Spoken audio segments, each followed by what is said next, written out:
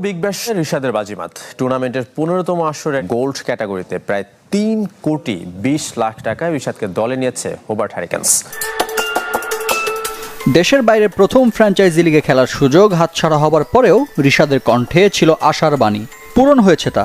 দ্বিতীয়বারের মতো Big Bash নিলামে দল পেয়েছেন বাংলাদেশি লেগ স্পিনার। বছর বদলালেও দল রয়ে গেছে অপরিবর্তিত। চড়া দামে জায়গা হয়েছে হোবার্ট হ্যারিকেনসে।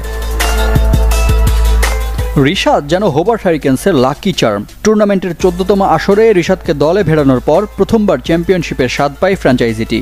যদিও বিপিএল এর সাথে সাংঘর্ষিক হওয়ায় বিগ ব্যাশে একটিও ম্যাচ খেলা হয়নি রিশাদের। তবে বিগ ব্যাশের 15তম আসর সামনে রেখে 450-র বেশি বিদেশি ক্রিকেটারের মধ্যে রিশাদ সৌভাগ্যবানদের একজন। নিলামে গোল্ড ক্যাটাগরিতে এই স্পিনারের মূল্য $3 লাখ, বাংলাদেশি টাকায় 3,20,00,000-এর বেশি। পুরো টুর্নামেন্টে দলের সাথে থাকলে চুক্তির পূর্ণ অর্থ পাবেন। তবে অনিশ্চয়তা আছে এবারও। বিপিএল এর সাথে সাংঘর্ষিক সূচির কারণে এমন সংখ্যা প্রবল।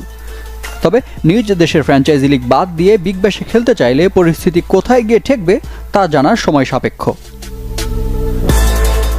অস্ট্রেলিয়ার ফ্র্যাঞ্চাইজি লিগ বিগ ব্যাশের ইতিহাসে এখন পর্যন্ত একমাত্র বাংলাদেশি ক্রিকেটার হিসেবে খেলার কৃতিত্ব সাকিব আল হাসানের। সরাসরি নিলাম থেকে নাম না লিখিয়েও টুর্নামেন্টের ভিন্ন দল অ্যাডিলেড স্ট্রাইকার্স ও মেলবোর্ন রেনেগার্সের হয়ে বিগ ব্যাশ মাতান নাম্বার 75। সাকিবের পর দ্বিতীয় টাইগার ক্রিকেটার হিসেবে এমন অর্জনের সামনে রিশাদ হোসেন। তবে বড় প্রশ্ন, স্বপ্ন পূরণ হবে নাকি আরও একবার হতাশা সঙ্গী হবে?